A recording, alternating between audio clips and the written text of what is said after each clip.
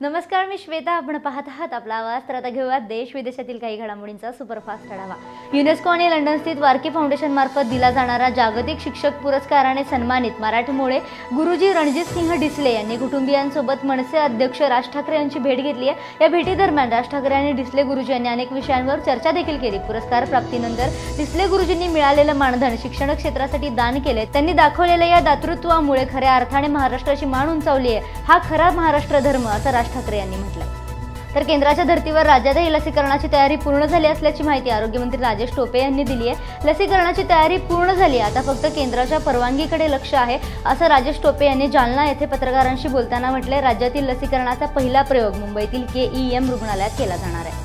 तर दिल्लीच्या सीमेवर आंदोलन करत असलेल्या शेतकऱ्यांचे प्रतिनिधी आणि गृहमंत्री अमित शहा यांच्या सुरू असलेली बैठक आता समाप्त झाली असून आधीच्या बैठकांप्रमाणेच ही बैठकही कुठल्याही तोडग्याविना संपल्याचं सांगण्यात येते. दरम्यान शेतकऱ्यांच्या प्रतिनिधींसोबत झालेल्या बैठकीत केंद्र सरकारने कृषी कायदे मागे घेण्यास नकार दिलाय. मात्र केंद्र सरकार या कायद्यात सुधारणांबाबत शेतकऱ्यांना बुधवारी लेखी प्रस्ताव देणार आहे. तर अभियांत्रिकी व औषधशास्त्र निर्माण पदवी प्रथम वर्ष अभ्यासक्रमाच्या प्रवेशाचे वेळापत्रक राज्य CET सेलने मंगळवारी जाहीर केलंय. त्यानुसार या दोन्ही अभ्यासक्रमांच्या प्रवेशाला आजपासून सुरुवात होतीये. उच्च शिक्षण मंत्री उदय सामंत यांनी याबाबतची माहिती ट्विटद्वारे दिली असून या अभ्यासक्रमाच्या प्रवेशाचे वेळापत्रकही राज्य CET सेलच्या संकेतस्थळावर प्रसिद्ध करण्यात आले. त्यामुळे अखेर व्यावसायिक अभ्यासक्रमाच्या प्रवेशाला आता खऱ्या अर्थाने सुरुवात होणार आहे.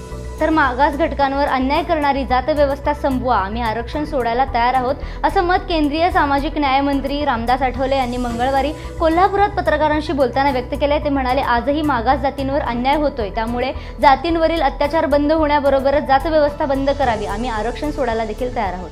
तर मराठा आरक्षणाच्या अंमलबजावणीवरील सर्वोच्च न्यायालयाची तात्पुरती मनाई मागे घेण्यासाठी घटनापीठाची स्थापना करून तातडीने सुनावणी करण्याच्या राज्य शासनाच्या मागणीला यश आलं असून आज दुपारी 5 सदस्यीय घटनापीठासमोर या संदर्भात सुनावणी होणार आहे.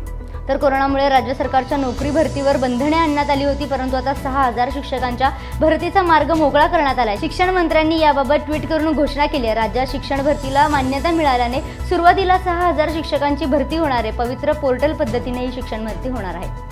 तर आंध्र प्रदेशात शेकडो लोकांना आजारी पाडणाऱ्या संशयास्पद संसर्गामागे पेयजल आणि दुधामधील लीड आणि निकेल हे रासायनिक घटक कारणीभूत असल्याची धक्कादायक बाब समोर आली आहे. दिल्लीतील एम्स आणि अन्य केंद्रीय संस्थांनी केलेल्या प्राथमिक पाहणीतून ही बाब उघड झाली आहे. या बाबतीचा अहवाल आरोग्य अधिकाऱ्यांनी मुख्यमंत्री YS जगनमोहन रेड्डी यांना मंगळवारी सादर केला. कर्णधार विराट कोहलीची 85 धावांची खेळी अखेर निष्फळ ठरली आहे. मंगळवारी अखेरच्या T20 सामन्यात दुसऱ्या टोकाहून इतर फलंदाजांची साथ न लाभल्याने भारताला ऑस्ट्रेलियाकडून 12 धावांनी पराभवाचा सामना करावा लागलाय. सामना गमावला असला तरीही T20 मालिकेत भारतीय संघाने 2-1 ने सरशी साधली आहे. तर वेळ झाली आजच्या घडामोडींमध्ये इथेच थांबण्याची. मात्र ताज्या आणि महत्त्वपूर्ण घडामोडींसाठी पाहत रहा आपला आवाज. हाक तुमची, साथ आमची. धन्यवाद.